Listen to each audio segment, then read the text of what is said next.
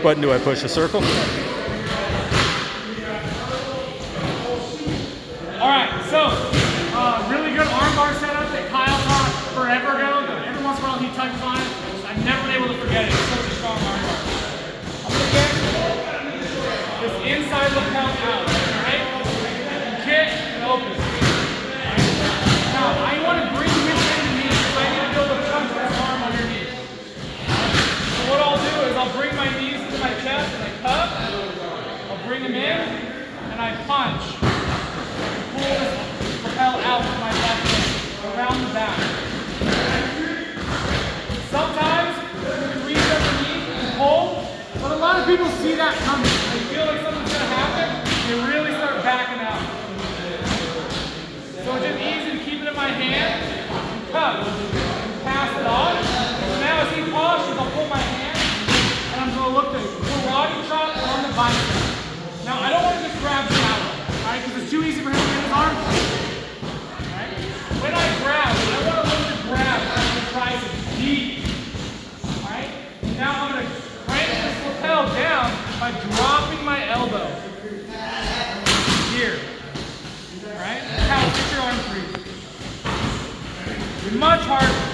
Now, when I have a grip to help shelf it, right? Whether I'm controlling the elbow or I'm controlling the speed, right?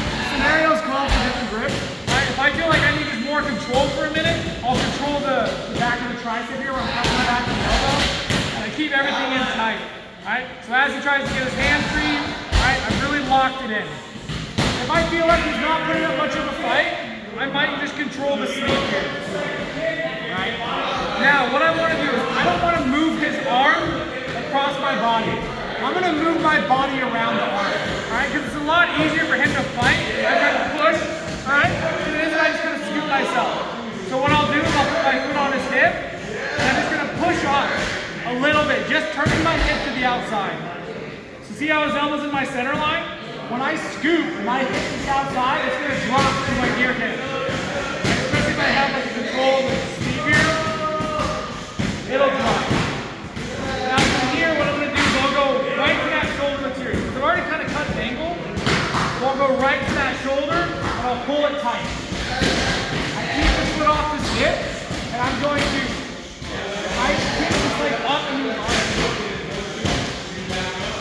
Now I'm going to comb his hair, throw my back of my knee over. I'm going to replace my hand for controlling his posture, because this is posture control. Leg comes over, I let go, straight to the wrist. I let go of the lapel, and I stack my hands like I'm holding a baseball bat. Knees pinched, heels down. Right? Toes pointed to the ceiling. Right? Now to finish this armbar, I keep his arm glued to my chest, thumb to the ceiling. And the biggest thing is the thumb. I want to put this foot down to the mat as I pull the arm to me. I'm not pulling it down, I'm pulling it to me to really stretch it out. Right? You should never have to finish an armbar by pulling down and driving your hips up. Right? Because that means I'm trying to find my hips to the arm. See even here, it took me a minute as opposed to just a quick little kick down and away. Get that lapel out. I like to grab at the elbow because as I bring my knees to my chest, I pull and I flare it out, which gives me that space. And I quickly pass it on. I don't have it low when he's going to bring his elbow over the top. That was another big joke. I have it nice and high so that I can immediately come through and grab deep towards the tricep. Lock my elbow down and I can cup the elbow. Because he's going to pull his elbow back. But at least here I have it trapped. Right? Right? Now his elbow's in my center line, foot to the hip. I just shift my hip out so that his elbow will drop to my far hip here, to my inside hip. I immediately go to the inside. I grab on the shoulder blade. I can go thumb in, slide open here. I can go thumb in and pull. That's fine. If it's super tight, you just can't get that thumb in. The bunch on the top of your shoulder. Just grab here. Keep that elbow tight.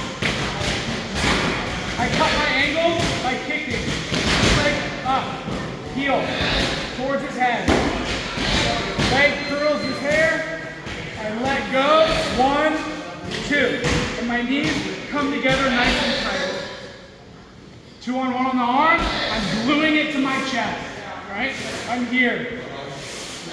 Heels are together. Heels down. Toes up. Now to really finish the armbar, I'm going to put this foot through him and down. Like I'm trying to stomp the mat. Here. Alright? Sometimes people will feel that. As they start to get their arm broken, they'll throw their back to the mat. Alright? You just follow it up. All the different ways that we can break it up.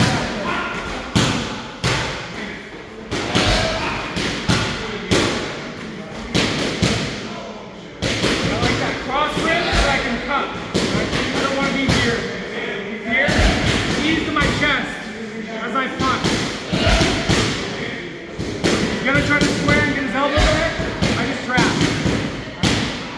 If his arm is in your armpit and they leave it there, they're doing something wrong. We'll go over an overhook series in a minute. So typically they try to get their arm free. Foot to the hip, my hip. And the elbow goes towards my inside hip. Far side, and I pull.